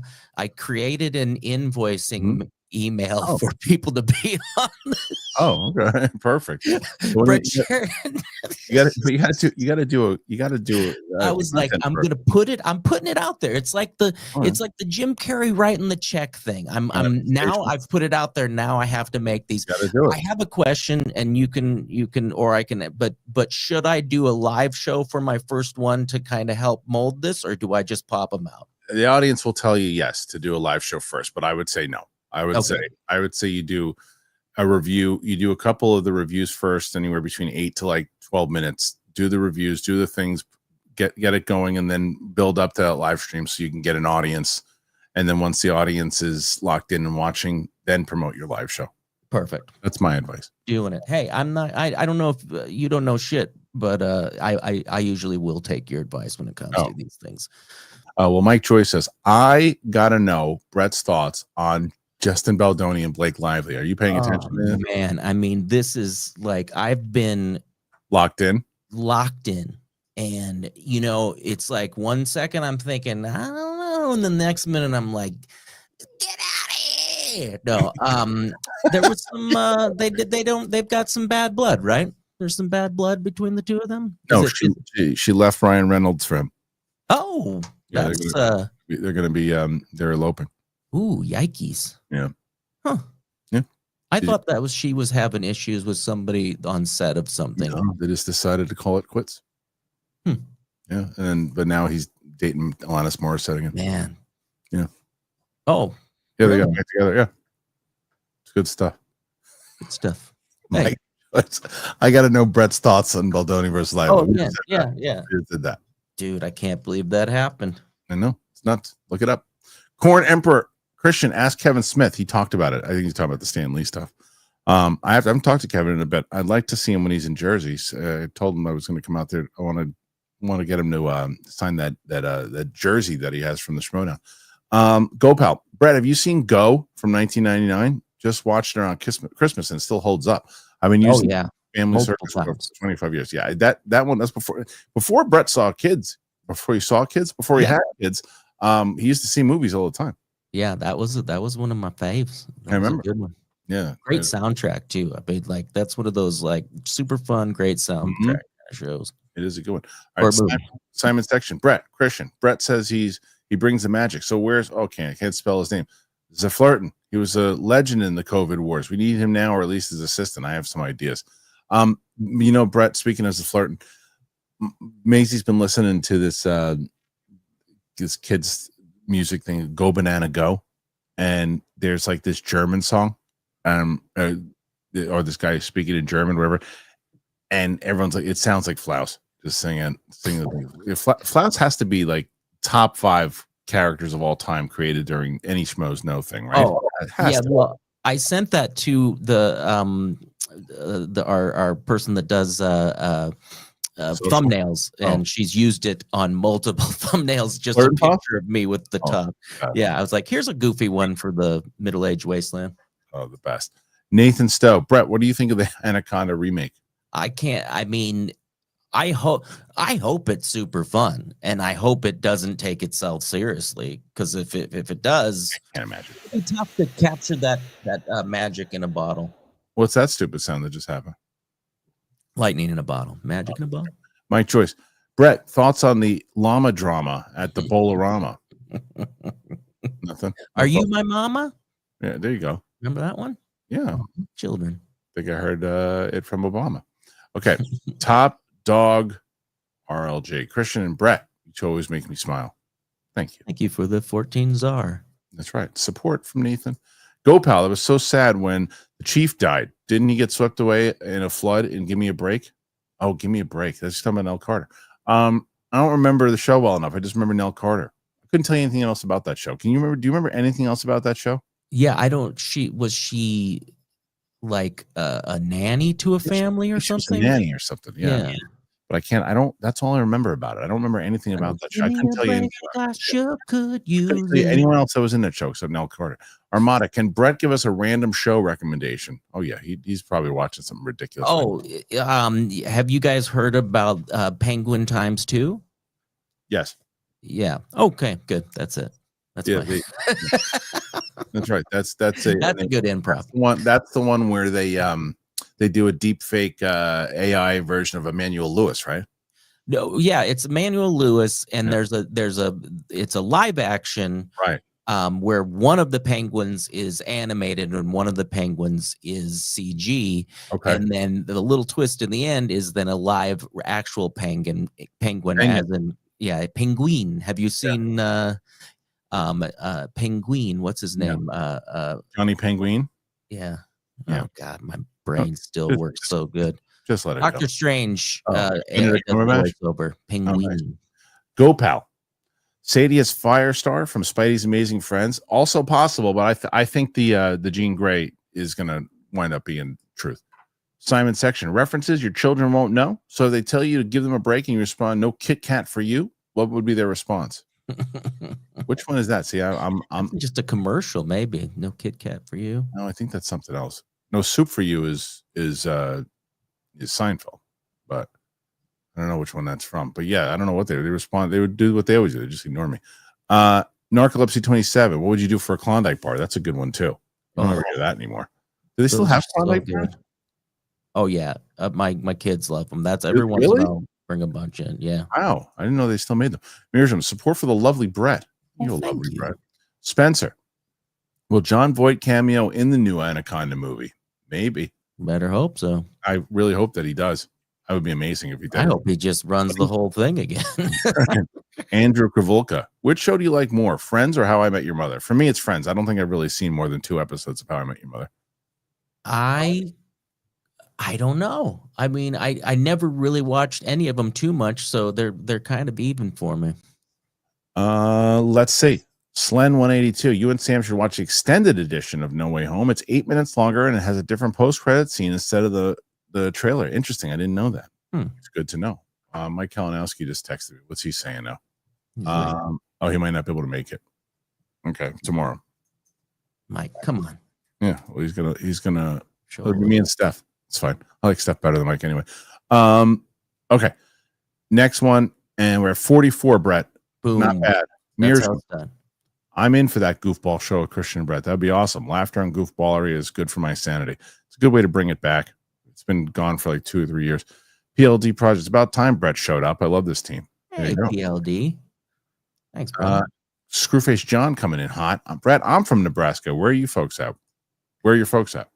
I'm not doxing my. It's a pretty big place. You don't see what part. You don't see what part of it. My hometown is very small. Is it small? Yeah. What big place is it? We're close to Omaha, about half hour away from Omaha. Omaha's the big city. Yeah. There you go. No, I'm not that Screwface John's going to do anything, but I don't. I'm very protective. I understand. Yeah. DJ Case, 10 memberships. Thank you, DJ Case. Good time to be a member. Good time for DJ Case to gift you. I just put the Spider-Man 2 unedited version up today, and I have so many. I'm going to put the Avengers up there. I have so many ones in the chamber ready to go. So, Armada, are you showing Sam the Venom movies before No Way Home? I thought about it, and then I realized I like myself too much. No, that bad. That's one I've always wanted to go. I think you said once that you think I might like them because they're very 90s kind of. They're very 90s. They're not that bad. They're just not good. Yeah, they're not good. And I like Tom Hardy a lot. And I find myself screaming, "I'm Venom!" Like I get a kick out of Venom, but I'm not gonna, because it's the other thing. If I thought people were actually gonna sit down and watch it with us. But I'm not going to do it where like 7 people watch it. Yeah, if everybody hates it. No, but if nobody watches it, I don't care if anybody hates it. If nobody watches it, it's because here's perfect. Everybody was telling me I had to watch Squid Game. You have to watch Squid Game. You have to watch Squid Game. You'll love it. The answer to that is I do love it. I've seen 2 episodes. It was like, you got to do the reactions to it. 3 people watch that with me when I watch it. And granted, it's season 1 and it's long gone by now. But it was like, but I have to finish it because I told everybody I would. But it's like nobody watched those things with me. Like, so you've only done a couple? I've done 2 or 3 so far, and I have to do. I love it. It's great. Oh, good. And the thing is, because I told the audience I would finish it, I haven't been able to watch it because I just haven't. It's a low priority for me as far as the videos go. As far as I want to watch the whole thing. Yeah, I watch along. You're right. It's been too long, and it's season 1. Season 1 is season 2. I feel like maybe more people watch, but I'm going to try to catch up and get it to season 3 and see if that works out. But we'll see. Javi Reyes, I enjoy your reactions with Sam. Will you consider watching the X movies after your Spider? Oh, that's already locked in, dude. That's part of the docket. Sam is going to be busy on this channel for the rest of the year because we have No Way Home coming up now. Then we're going to do the Spider-Verse movies. And then after the Spider-Verse movies, we're not doing X-Men next. We're doing, we're going to go back to the MCU. We're going to watch WandaVision. We're going to watch the rest of the movies and then get to, then get to the X-Men movies after that. Because then I have a whole bunch of other movies in there that she's never seen Inception. She's never seen a lot of these movies. So we're going to be busy for a That's bit. fun. Yeah. She hasn't seen shit. Top Dog RLG. Thanks for sharing Sam with us. She's the best. She is. You haven't met Sam yet, have you, Brett? No, but I love that she went on that tech call that she was like, I thought that's what it was. And I'm She like, was the one that said, literally right. So basically what happened yesterday is that right before Sam and I started shooting Far From Home, the camera wasn't, I couldn't adjust the lighting on the camera. And I'm like, I'm moving with, I'm fussing with it, all this stuff. And Sam's like, it's probably just that wire right there. I goes, nah, I tried that already. So she's like, you sure? Yes. I called Brett and I said, you know what? As I'm calling Brett, I'm like, let me double check as I'm calling him. Brett picks up and I adjusted and it worked. And I said, bye, Brett. It worked. So Sam was right. Go Pal. If Brett's seen Go, can we get an abbreviated Brett to the Future review? Well, it's been a long time, but I would give it, I'd give it how did I used to score them? Negative. I don't remember. I'd give it a negative 10. Right. I did a opposite of, I don't know, but it was fun. I don't know if it would hold. Do you think it holds up? I'd have to see it again. I haven't seen it in so long. I haven't seen it since it. No, you know what? I did own it. That's how much I liked it. I had it on the digital video disc. Well, Gopal follows up. I remember Nell Carter, the dad died tragically, and there was a Russian roulette episode. Whoa. I believe that. I mean, I believe him. Gopal, I believe. If he says it's true, it happened. Armada, Dagnino, and Lisa Ann are doing a sports podcast now. I really hope that's true. He would have told me if it was, but that would be amazing. And if please tell me that's true. Please tell me that's true. I haven't spoken to him in a while, but please tell me that's true. Who's Lisa Ann? I don't know that. Porn star. Lovely. And that's the only reason why I think he just played a porn star in a movie, so there's a possibility that he met her. Wow. So that's the only reason why I take that potentially serious. Tell me how in the world did you find that out? And are you just fucking with me? Which is fine, because we just did it the whole entire show. Just told you that Blake Lively and Ryan Reynolds are no longer together. And I think Brett still believed it until 5 seconds ago. Wait, yeah, you thought that was real? Stinker. I got you. DJ Case, support. Thank you, DJ Case. DJ Case, support. Thank you, DJ Case. And one more, DJ Case, support. Billy G, support for Brett and the journey to 300 questions in 7 to 10 weeks. 7 to 10 weeks. He's at 55. He needs 30. He needs 30 to beat Roxy and Mike. I think he can do it. And I'm at 13 subscribers on my channel. So. Someone just subscribed. Nice. Darth Vader's burnt asshole. Word is that Daredevil reshoots aren't as big as we thought. 2 and 3 were originally where it started, and episode 1 was the big change. Showrunner was talking about it. Okay. I liked 3. I liked 3 a lot. I really liked 3. Did you know what Darth Vader's asshole said to me? With burnt asshole. Burnt asshole. Mike Joyce, what does Brett think of the latest UAP news? Oh, Brett. Dude, they are back, baby. They are in charge of never left. UAP. Yeah, I never left. What is the new we don't have to go into it if you don't want to, but yeah, there's always new news. You'd follow Down to Earth with Kristian Harloff. Oh yeah, I should check that out. Haskell 420. Hey guys, and Warner Brothers Brett, what was your go-to ice cream truck purchase?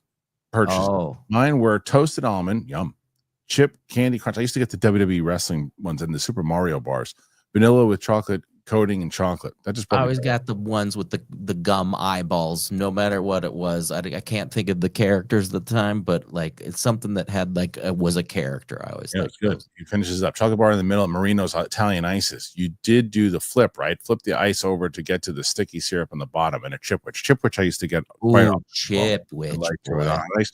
And you get it cold right on a hot day. Oh, pretty good. Frozen fruit ball. Sydney Hogarth. Great to see Brett. Seen Havoc, Moblin trailers. I haven't seen them yet, and I'm waiting. I'm waiting to see the movie. If I'm not reacting to trailers, I don't really watch trailers too much anymore. I watched Lilo and Stitch because I was going to talk about it today, but because I know I'm going to see the majority of them, and I like to go into movies not knowing anything. Especially, I wish I didn't watch the Sinners trailer. Yeah. I really wanted to see that movie, and I know the whole damn movie, and I hate that I saw it. I hate that. I hated that. I hated the trailer that because it gave away stuff. I didn't hate the actual trailer itself. The movie looks great, but I hated that trailer as far as how much it gave away. Nerds Engage, detailed description of the genius behind Dumb and Dumber and Kingpin. Do you understand that? I don't. Detailed description of the genius behind Dumb and Dumber and Kingpin. I'm sorry, Nerds Engage. Were they both made by the same people? I don't think so. I don't understand that one. I'm sorry, buddy. Simon Section, Brett, I have to ask you because you and Mrs. Brett may have a life stuff that you have to do outside the hat. Have you seen Paradise? Yeah, Paradise is everybody's talking about this damn show, Paradise. Paradise. It's the one with who's the dude from This Is Us? Oh man, I can't remember what's his name. Oh my god, from This Is Us. Yeah, old what's his face? No, not Craig T. Nelson. This. You sure it's not Craig T. Nelson? Craig T. Nelson. It's, Jonathan Taylor Thomas. Definitely Sterling K. Brown. Sterling K. Brown. Yeah, and Paradise, and it's a game show. No. It's like a science fiction kind of drama, I think. But it's supposed to be really check good. It out. Yeah, go pal. I visited Omaha once for a friend's wedding. That weekend was the drunkest I've ever been in my life. 2 nights in a row, because that's the only thing to do in Nebraska, right? Yeah. Armada. I'm bullshitting. Oh, damn it. He's bullshitting about the podcast. I realize, there's so much stuff I wanted it to be true, and that is the top of the list. That would be the perfect podcast. I'm toying with my emotions. I know. How great. Now I want that podcast to happen. I want to produce a podcast now with Lisa Ann and Dagnino. It's the perfect combination. You're casting genius, Armada. Tell him he'll go pal. Then I had an 8-hour hangover layover in Milwaukee. That's rough. That's rough. Yeah. Airplane hangovers are not fun. No, it's not good. Paul Marquez. We miss Brett. I'm here. Yeah. I'm right now you might pull a Steph, but this is the last one for now. Okay. Go pal. Greg T. Nelson is the evil client from the Devil's Advocate. He sure is. That I remember. Mm-hmm. That I remember. And he's also the bad guy in Action Jackson. He's the main bad guy in Action Jackson. Of course. Yeah, I know Craigie T. Yeah. Okay, listen. So this is how it went down in the past, Brett. Okay. So what happens is this only happened, I think, with Steph, but twice.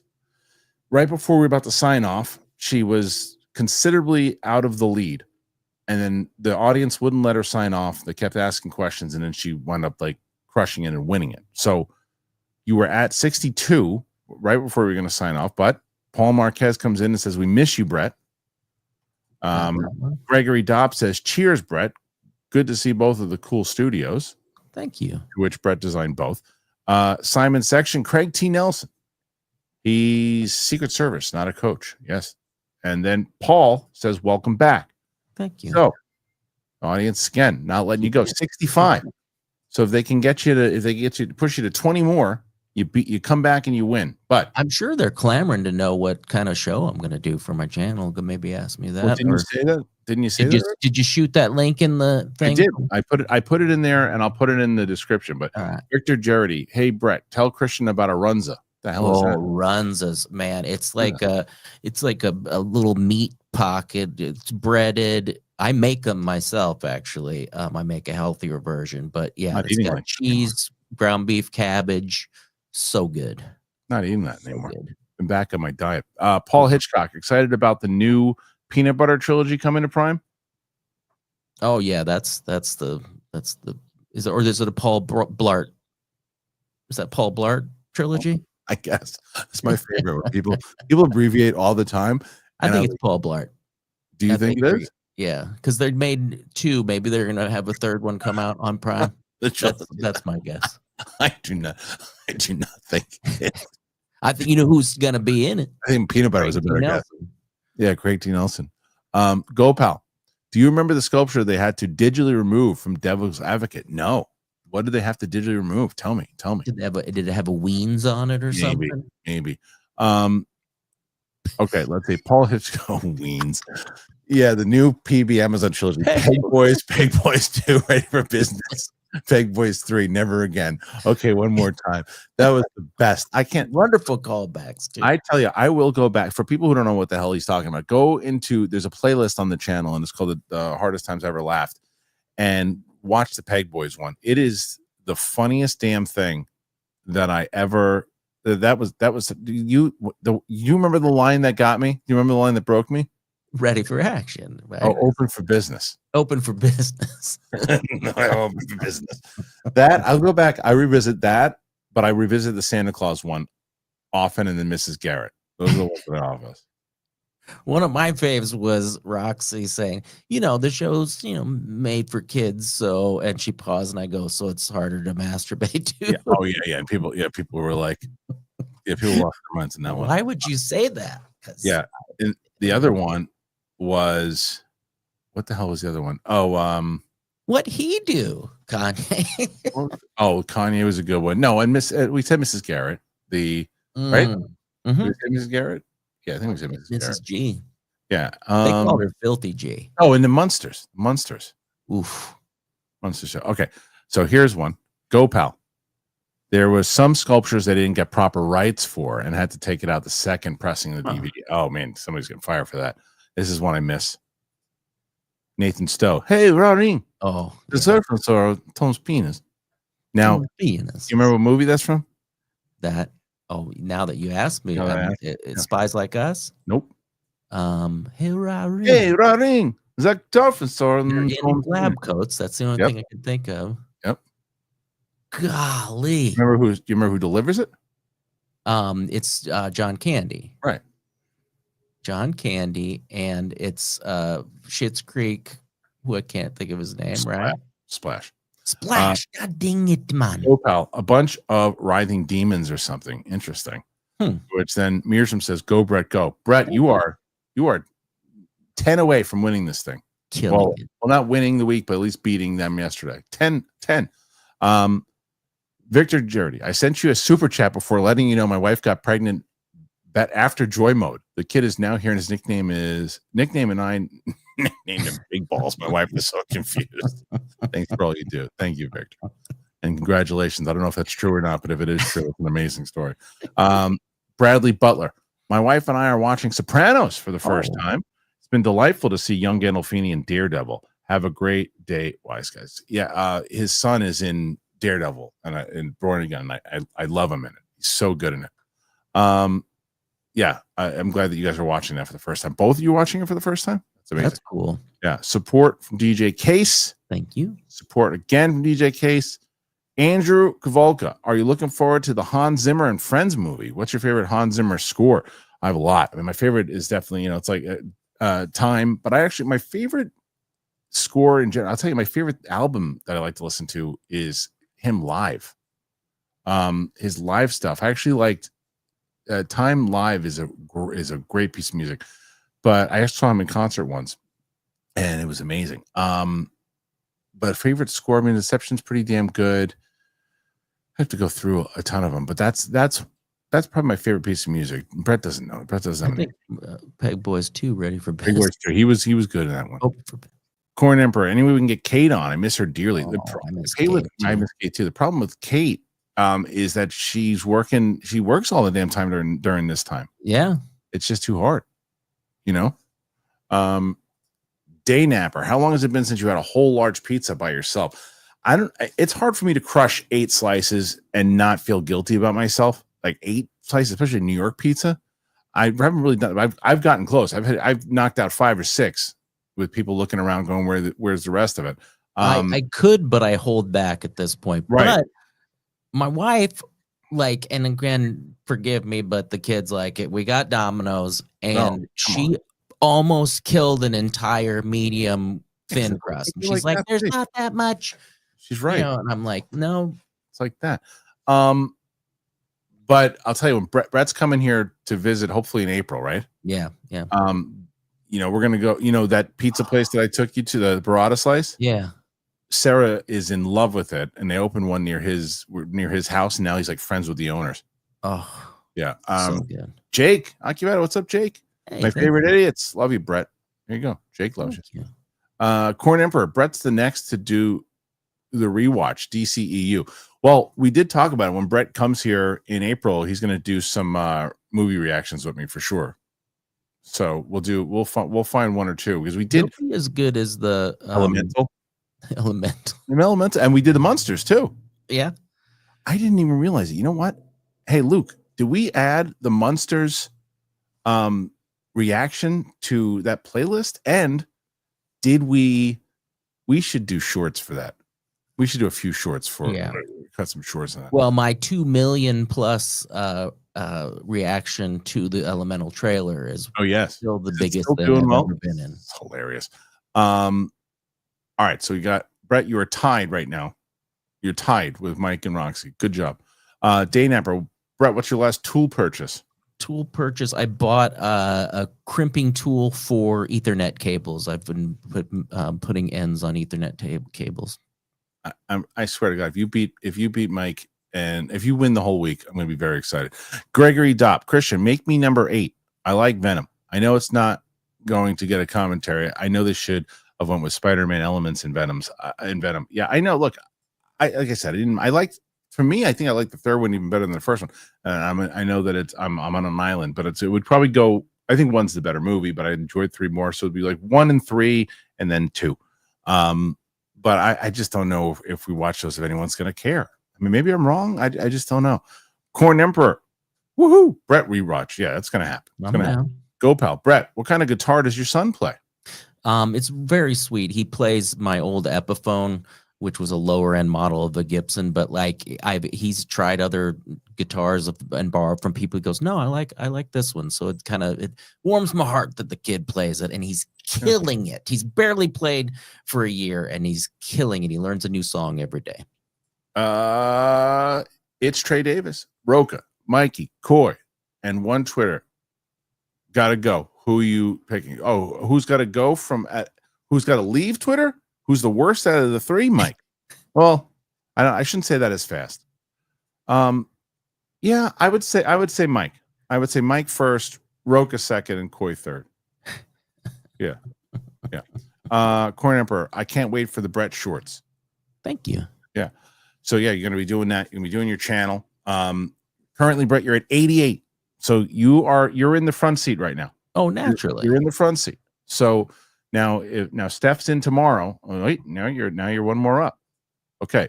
Jake Agavetta. Dagnito said a while back that sending super chats to Collider Live SE on this channel is stupid. Suck it, Tom. Did he say that? When did he say that? I don't know why he said that. When did he say that? Go pal. That's awesome. I've been playing almost 25 years and I know a handful of songs. Bits of a handful of songs. So yeah, I mean he's really he picked it up pretty quick, right? Yeah, he's got a photographic memory, so it's all numbers and like it's just an algorithm for him. It's like Rubik's cubes. He could. This will be going for you, Joey Pedras. What's the most memorable concert that you've ever been to? Oh my! For me, I think it's going to be Guns N' Roses at the Dodger Stadium with my wife. Oh, it's the one I've always bragged about. It was $15, and it was Red Hot Chili Peppers were the main, and it was Pearl Jam and Smashing Pumpkins open for him, and we had never heard of either of them. It's a good one. 15 bucks. All right, Brett. Like I said, 91, close to 100, but nonetheless, now Steph's got to catch up to you. You have not. Roxy had won like 4 in a row, and she was in a position to potentially do it. You've knocked her out of the game. Wait, so, I beat Roxy? Beat Roxy this week. Yeah. Simon Section. Kristian. Brett, do you remember Jason the Wheeled Warriors? No. It's Star Wars meets Mad Max with a touch of Swamp Thing. Kristian, over under 30, a live action presentation. Over under 30, a live action presentation. Simon, I'm not getting a lot of these. Swamp Thing? With a touch of Swamp Thing. Then he said, Kristian, over under 30, a live action presentation. I don't know what he means. I'm sorry. Do you think that maybe Jason the Wheel Warriors will get a live action presentation? Oh, maybe. Asking that? I don't remember. I think he's asking me over under 30%. Are we getting a live action presentation? I don't know. I don't remember Jason the Wheel Warriors, Simon. So I can't say whether or not I give you, the over under 30. I'll say under because I don't know it. So maybe that's why. Go pal. Did you ever make it to Lollapalooza, Brett? I went to the very first Lollapalooza and the second or third. I can't remember if we skipped one, but I went to the first Lollapalooza. Damn. Mike Joyce. Brett, any good music that you're listening to lately? There's an artist that I just heard on the actual radio that I followed on Instagram and stuff, Lola Young. I'm so glad that she's getting airplay, and that's for now. That's all I can think of. Okay. Well, my friend, I am very impressed with you. You came in here, you were about to lose, and you didn't, and you got 94. Best of the week. You beat Roca, you beat Roxy, you beat Mike. Now it's only Steph and Winston who have a chance to beat you, and you can come up. I'm just kidding. We're not going to. You are pulling a Steph. Day Napper, have you ever sat in the audience for a live taping of a game show or talk show? I have. Bonnie, kind of what you do when you come to LA. You go. Yeah, Bonnie got me tickets. Me and I feel like she was there too. Bonnie, my friend Adam. I feel like we went to see Bill Maher. Taping of Bill Maher. Oh, I saw Bill Maher, and a guy jumped up out of the audience and rushed toward him just to hand him a book, but it was very scary. That's scary. And then, of course, I saw your favorite show, Grace Under Fire, with Brett Butler. Oh my God. That's program. Wow. Jake Yakavetta. Tom said during a Zoom we were all shit-faced drunk. Yeah, that makes sense. Oh, that Finstock Exchange podcast I'm so glad that got canceled. That would have turned the whole schmo down. We would have gotten canceled a lot quicker than we did. Narcolepsy, what year did you guys go to Yada Yada Palooza? I didn't go to Yada Yada Palooza. Not yet. I went to Yaddle Palooza. Yaddle Palooza. Yeah, poor Yads. Corn Emperor, support the Brett. Thank you. And then DJ Case. Kristian, are we getting an out of the theater reaction for Novocaine? Nah, I missed the screening. So I'm not going to be able to do the out of the theater. It was during the vacation and all that stuff. I think my next out of the theater is going to be the Snow White. I'm seeing it on Tuesday. So nice. Unless there's a social embargo, then I don't think so. You heard it from me. I think it's going to do really, really well. Let's see. GoPal. I went in 2003 for Audio Slave, Donna's, Disslers, Queens of the Stone Age, but left before Jane's. You left before Jane's Addiction? Oof, man. Yeah, they were still pretty darn good in 03. He's getting up there, and kind of I think he's back on the heroine. Corn Emperor 100. No, Brett's at 101. You just hit 101, buddy. 101. Now but like Roxy's from the world, like 140 before or something. 140. Right? Roxy hit 325. Was it Roxy that hit? No, it may have been. I can't remember. I think it was Steph. That hit three. Steph and Mike. I think they hit like 340 or something. They hit something. Yeah, they'll beat me. Roxy has hit 100 consistently over the last couple of times, but this week she didn't, and she paid the price because Brett Sheridan is at 101. Now, can Steph and Mike, or no Mike, just Steph. Can Steph take it tomorrow? Can Winston take it? Or will Brett come in out of nowhere, even with his shitty sound he had in the beginning of the show? And that's it. They don't want you to leave, Brett. They don't want you to leave. Armada, do you know Kyle Dunnigan? I do know Kyle. Killing on Kill Tony. I always got along with Kyle. Do you remember Kyle from the from the Luna Park days and I'm trying to think the majority where was it Martini Lounge? I think it was Martini Lounge, but I always got along with Kyle very well. We always cracked up when I run into him. He would either go before me or after me, and we would have conversations at the Comedy Store, I think, too. I always liked Kyle. Kyle was a very nice guy. GoPal, didn't Perry and Dave get into a fist fight recently? Yeah, on stage.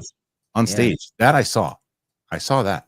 I did see Perry before that with Corners for Pyros with my wife, and it was quite good. Yeah, and I actually went to the bathroom, and coming out of the bathroom, Perry Farrell was standing right there, and I shook his hand, and I said, I guess I picked the right time to go to the bathroom. And that's it. I think I'm trying. So we're at 103. 103. Can we get my channel to 103 subscribers? How many? What are you right now? 22. Yeah, 22 subscribers. You're trying to hit. And I'll tell you what, I'm gonna do what you told me. I'm just gonna have fun, and I've just always wanted something that's my own. I'm been your lackey for you gotta do your own show. That's the whole point. I gotta do it. I do my I work on their own shows. Do my own. I was telling Coy forever to do his own show, and he finally did it, and he's almost at 50,000 subscribers. Whoa. Day Napper. I'm not watching the rest of the week to get Brett to win. Just kidding. See you tomorrow. Stay awesome. Yeah, keep watching. Definitely keep watching. But yeah, to see if Brett's gonna win it at 104. Right, there's another. Here you go, Melissa. There's Brett's link coming in hot. It's in the comments right there. And then Luke or PLD, can you guys put Brett's channel? Can we add that to the actual because right now all the socials are in there. We'll put Brett's YouTube channel as his social in there. And we should probably add Sam's Instagram too. People are asking. Sam's almost at over 2,000. How many followers you got on Instagram? Yeah, I'm a little over 2,000. I just, I guess you have to like post. Yeah, you have to post some stuff. Yeah. Sam just hit. She's over 2,000 now. She just had her account for like 2 weeks. It's been great. So Melissa must come in a little late. Before we sign off, do one more plug for your channel so you can tell Melissa and the rest of the crew what it is. Yeah. Brett Sheridan channel. If you can see back there, it's going to be music related. I used to buy just goofy albums, and I'm going to review those albums for you. And I might possibly have them up for sale on eBay if I want to get rid of them. But I'm going to have a lot of fun. I'm just going to smile. And if 20 people watch, but I just hope you come join me and ask me, we'll do live ones where you can ask me questions about concerts and things, because music is one of my passions. Motherfucking Batman! I like that one. Yeah, that's what Winston loves that one too. That's it. So thank you guys for being here. Brett Sheridan coming hot at 104. And you guys have been the absolute best. Thank you each and every day here, Monday through Friday, Apple Podcasts, Spotify, anywhere podcasts are found. Thank you to our sponsors, both Trade, Factor, and of course, Robinhood. Please go and check them out in the description. For the great Brett Sheridan, you guys, we'll be back here tomorrow, me and Steph. We'll see you guys soon. Peace out, Mother Fs.